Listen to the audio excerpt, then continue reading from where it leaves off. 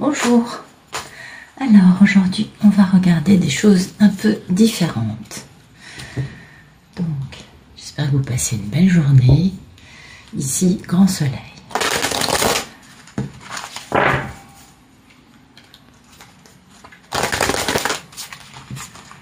Je regarde un peu la météo énergétique pour tout le monde.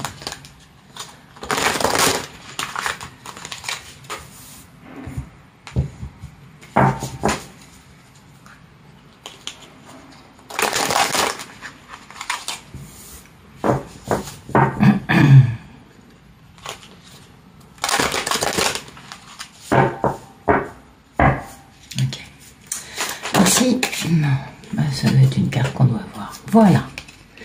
J'en avais parlé il y a quelque temps. Vous prenez, c'est une vidéo du mois de février. J'avais dit, aujourd'hui, tout est une question de choix. Et voyez, ce choix, il ressort aujourd'hui. C'est le choix d'avoir l'estime de soi, de considérer qu'on est assez fort pour pouvoir aller plus loin. Vous comprenez ? C'est important cette question de comprendre qu'on est fort, de comprendre qu'on peut très bien faire un choix qui ne soit pas celui de la conscience de masse. Vous voyez ce que je veux vous dire? Qui soit un choix personnel pour aller vers sa lumière. Parce que nous sommes nombreux, je pense, à être à un carrefour dans notre vie, chacun, différent. Et ce carrefour nous pousse à faire des choix, à prendre des décisions. Et ça, c'est un défi. C'est un défi parce que il faut bien considérer toutes les options de vie que vous avez. Il faut bien comprendre que d'un côté, vous avez votre tête qui vous dit quelque chose et votre cœur ne dit pas la même chose. La tête va vous pousser vers l'aspect matériel, vers l'aspect stabilité, pour avoir plus de sécurité. Nous sommes d'accord. Et pourtant, votre cœur, lui, va vous pousser à aller chercher plus loin, à aller regarder des chemins que le mental pourrait considérer comme insensé, comme hors de propos, comme inconcevable. Et c'est là où nous devons nous poser cette question et comprendre une chose. Dois-je écouter mon besoin de stabilité ou dois-je au contraire sortir de ma zone de confort et être capable de sortir du cadre dans lequel je me sens en sécurité.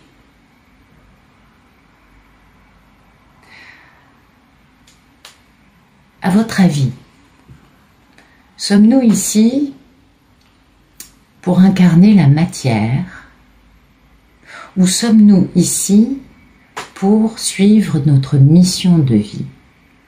Notre mission de vie implique de suivre la voie de notre âme. Nous sommes d'accord. Et de ce fait, en suivant la voie de notre âme, nous devons laisser notre cerveau, notre rationnel, notre logique, notre raison de côté. Parce que notre âme veut, elle, évoluer, veut aller plus loin, veut toucher des états de conscience beaucoup plus lumineux, beaucoup plus grands, avec une envergure quasiment inconcevable pour notre mental. Et ça, c'est notre cœur qui le sait. Notre cœur nous pousse toujours à aller plus loin. Notre cœur va nous pousser à bouger des montagnes, à aller plus loin que les obstacles, à tenir bon. Et le mental, finalement, à un moment sur notre chemin, on comprend que c'est juste un outil qui va nous aider à réaliser ce que notre cœur nous demande de faire. Et ça, c'est fondamental. On a besoin, tous, autant qu'on est, d'avancer. On a besoin de progresser, de grandir. Donc la question qui se pose quand on voit cette carte, c'est on en est où aujourd'hui? Voyez, c'est ça qui est important.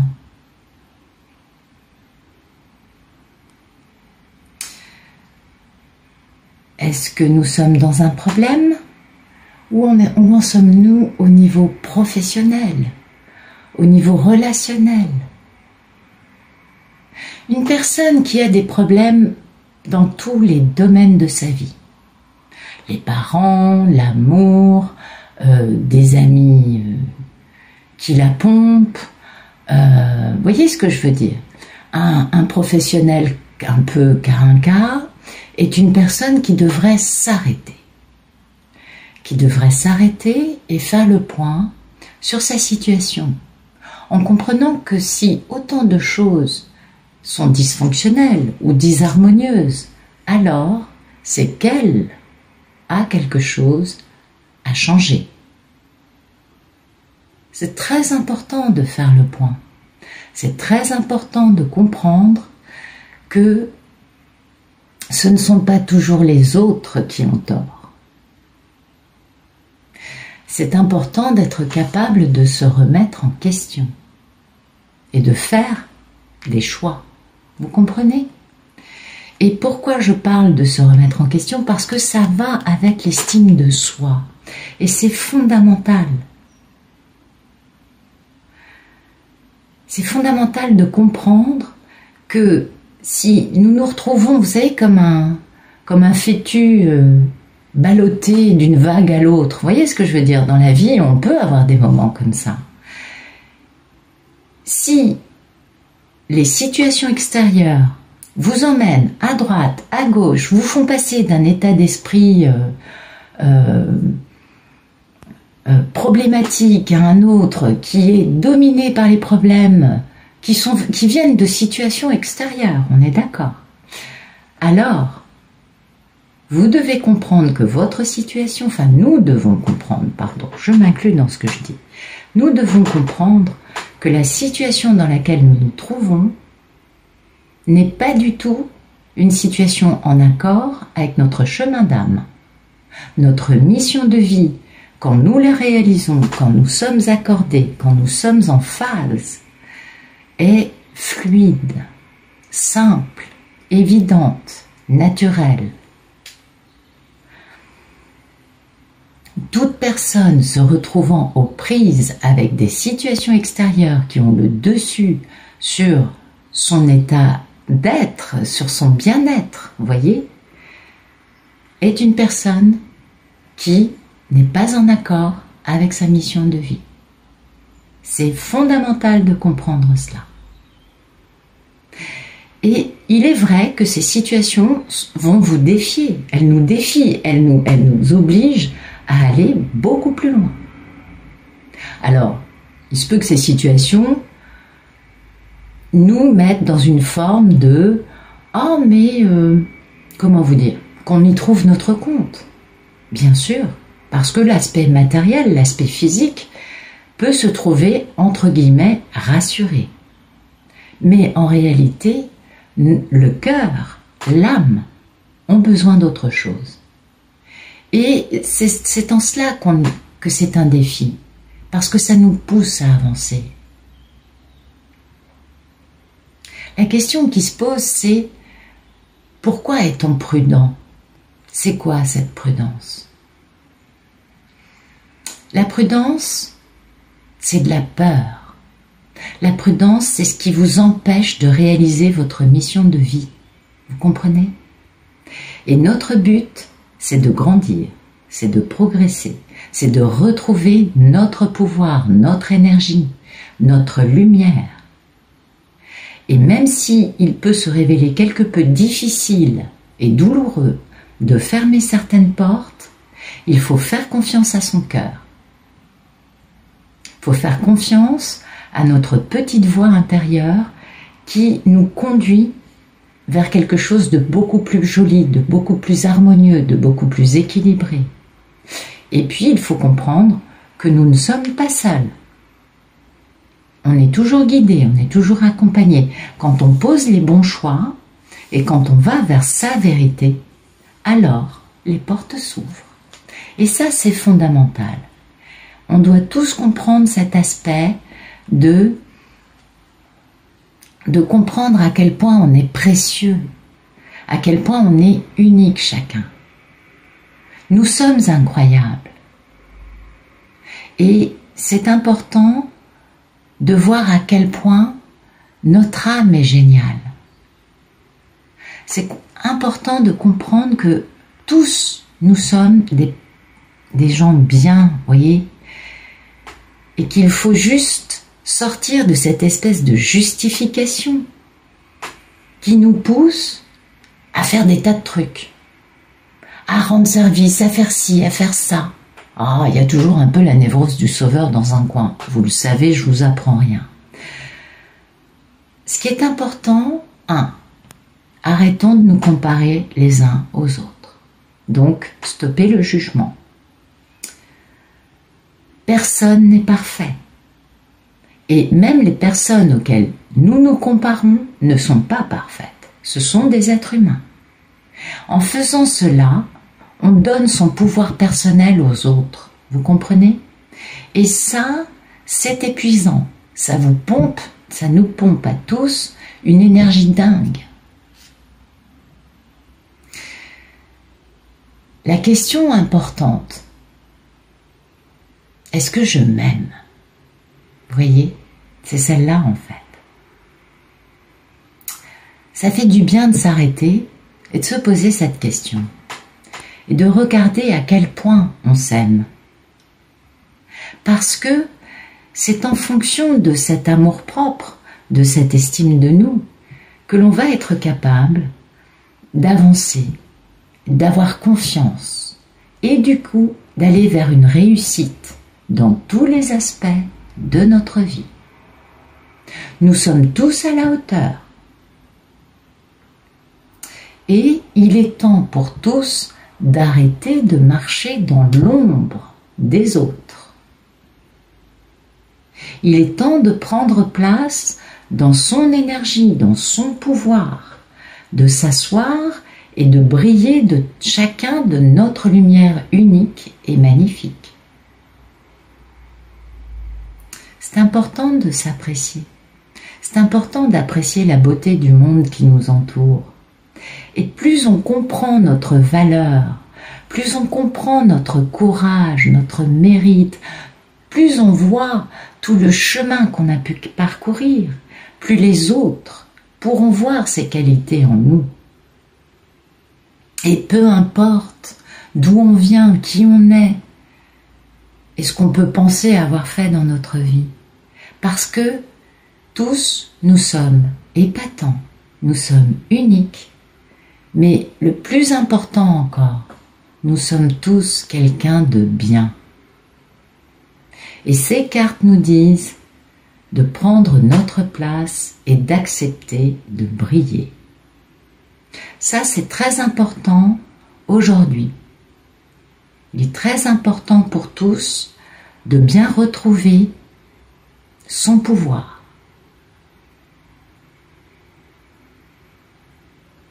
Bien, on va regarder d'autres cartes.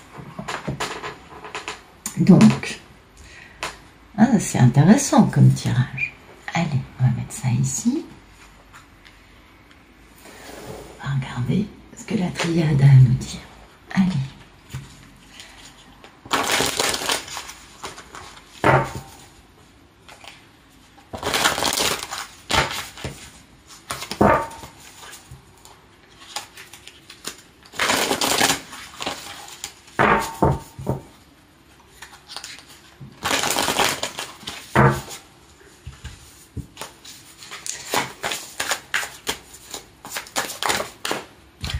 Bah dites donc, regardez, c'est magnifique. Donc, il y a quelqu'un avec qui il y a une forme d'adversité. Je pense que je ne vous apprends rien. Et cette personne, nous avons une connexion divine avec elle parce que c'est notre frère. Alors vous pouvez appeler ça une âme sœur, vous pouvez appeler cela votre moitié cosmique. Chacun appelle cela comme il conviendra par rapport à la situation dans laquelle il se trouve. Mais une chose est certaine, c'est que cette connexion divine nous apporte de la sagesse, nous apporte un savoir, nous ramène à un savoir que nous avons en nous, tous autant que nous sommes, afin d'aller plus loin. C'est exactement ce que nous disaient ces cartes. D'aller plus loin, de retrouver confiance en nous. Et ce qui est certain, c'est que pour beaucoup, je le pense, il y a cette notion d'adversité avec une personne avec laquelle on est en relation d'amour. Entre les deux, entre cette notion de jumeaux cosmiques, de frères cosmiques, d'accord? Il y a le divin, il y a la surâme, il y a cette connexion qui n'a pas de sens, mais qui est une connexion ultra lumineuse, et c'est cela qui permet de joindre les deux, quelle que soit la situation dans laquelle on se trouve, que ce soit une situation conflictuelle, quelle que soit la forme de conflit, c'est en travaillant grâce à cette connexion extraordinaire, qui est une connexion divine, que l'on peut atteindre la sagesse. Donc je vous recommande de mettre beaucoup de lumière sur votre lien avec la personne avec laquelle vous êtes actuellement dans une forme de défi. Oui, il y a du sacrifice. C'est grâce à ce sacrifice qu'on atteint cette sagesse. C'est grâce au sacrifice qui vous tord, qui vous comprime, qui vous fait mal, que vous développez votre connexion divine. Parce que si vous n'étiez pas dans une forme de sacrifice, vous ne seriez pas poussé à aller vers votre moi divin, vers votre lumière intérieure, aller plus loin. C'était ce que disait le premier jeu, aller plus loin. Vous comprenez? Et ce sacrifice est nécessaire, parce que c'est grâce à ce sacrifice qu'enfin on peut dépasser tous les problèmes et valider cette notion d'éternité dans notre vie. Vous comprenez? C'est ça qui est beau. Ce sacrifice, il est dû à cette adversité. L'autre ne fonctionne pas comme on le voudrait. Que vous soyez une polarité masculine ou une polarité féminine dans un couple, l'autre a une posture adverse. Et pour dépasser les problèmes, pour résoudre tout, atteindre la sagesse et toucher votre part divine, on doit passer par ce sacrifice. C'est nécessaire. Mais ce qu'il y a de bien, c'est que comme on peut le voir, ce sacrifice est actuel, peut-être, mais temporaire, puisque cette carte vous dit qu'on résout tous les problèmes de façon définitive. Cette résolution de problèmes passe par une forme d'isolement, par une forme de chacun fait son chemin de son côté pour atteindre une méga fluidité. Il n'y a pas plus fluide que l'eau, vous le savez, je ne vous apprends rien. Donc cette fluidité, cette possibilité d'échange, de naturel, de l'eau, rien n'arrête l'eau. Bon oui, d'accord, une digue, un barrage, ok. Maintenant, face à un océan, je suis pas sûre qu'une digue et un barrage soient suffisants. Bon, peut-être, oui, dans certains pays, c'est vrai, ils ont réussi à le faire. C'est vrai. Maintenant, un tsunami, personne ne l'arrête. Donc, si vous voulez, l'eau, c'est vraiment cette notion de puissance, d'émotion, bien sûr. L'eau nous renvoie à l'aspect émotionnel des choses et on voit bien que cette fluidité, cet échange est entre deux. Alors là, ce sont des jarres, très bien, mais ce sont deux entités, deux unités, deux personnes. Et cette eau, cette fluidité permet d'augmenter l'énergie, d'intensifier cette lumière, d'intensifier l'énergie du cœur. Et pourtant, il y a des tentations. On a tous envie de casser l'autre, de dire « il est pas ci, elle est pas ça, patati, patata, ah, c'est facile ». Ça, c'est vrai. Mais toute cette énergie et toute cette eau permettent de mettre en valeur cela, afin à l'arrivée de revenir vers l'amour, vers son cœur. Cet amour qui fait que les deux sont unis, on est bien d'accord, et qui est un amour qui est scellé. Il y a le sceau de Salomon. Ça, c'est quelque chose de protégé par le divin. C'est quelque chose qui va arriver et qui va permettre à chacun de passer une porte, d'aller plus loin. Ça permet d'avancer. Et cette avancée, ce passage de porte amène à une fusion. La fusion, c'est beaucoup plus important que le couple. La fusion, c'est l'osmose. C'est l'union totale des deux énergies pour créer une énergie plus forte et plus grande au service du divin. Et ça vous prouve que cette fusion va beaucoup plus loin et beaucoup plus forte, amène une énergie qui touche directement à la source. Et ça, c'est enraciné, vous voyez. Ça a des racines très profondes. Ça dure depuis l'éternité. Vous êtes connectés. On a l'arbre de vie au milieu. Cet arbre de vie qui fait que, bien sûr, il y a les dettes karmiques à payer. Bien sûr, il y a des questions à résoudre. Mais tout est lié, tout est interconnecté dans l'arbre de vie. Et ça, c'est enraciné profondément parce que cela remonte depuis la nuit des temps. Et ça permet de lâcher prise, de retrouver sa part de silence et de paix intérieure, de faire taire le mental, afin de laisser l'âme s'exprimer, d'aller plus loin dans sa part divine, n'est-ce pas?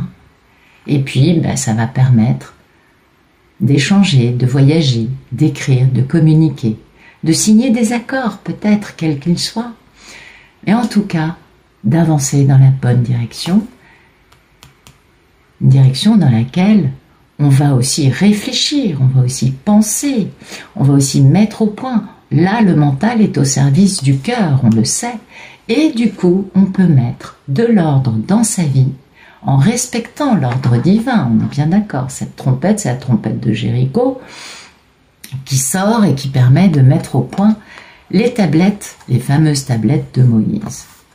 Et cela permet de pourfendre et de dépasser cette illusion. On met de l'ordre et cette illusion va pouvoir être organisée, va pouvoir disparaître à cause de l'ordre divin. Et du coup, il y a une grande élévation spirituelle qui s'annonce. Vous voyez? Alors oui, il y a une forme de pénitence, on s'en doute. Nous passons par des étapes, nous passons par des vagues. On atteint des paliers, et puis on avance. Quand on a résolu un palier, quand on a digéré, qu'on a eu un temps d'arrêt, après, poum, ça s'intensifie de nouveau et on passe au palier suivant. C'est nécessaire. Ce sont des vagues. C'est par étapes, par palier, par vague. Et si j'ai un message aujourd'hui, c'est celui-ci, je crois. Je vais rajouter quelques cartes.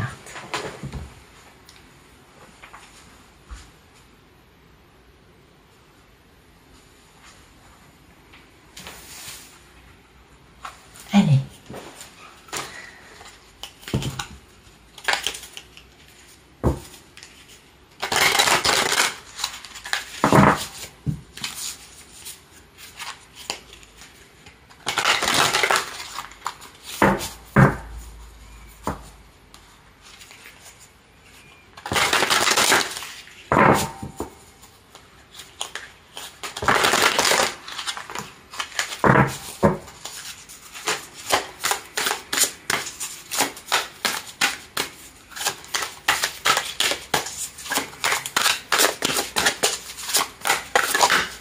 Voilà.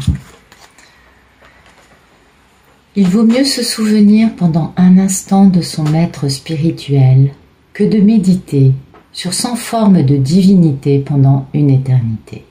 Voilà.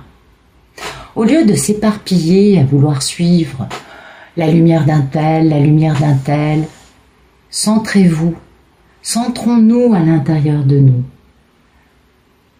On a tous un maître spirituel, quel qu'il soit.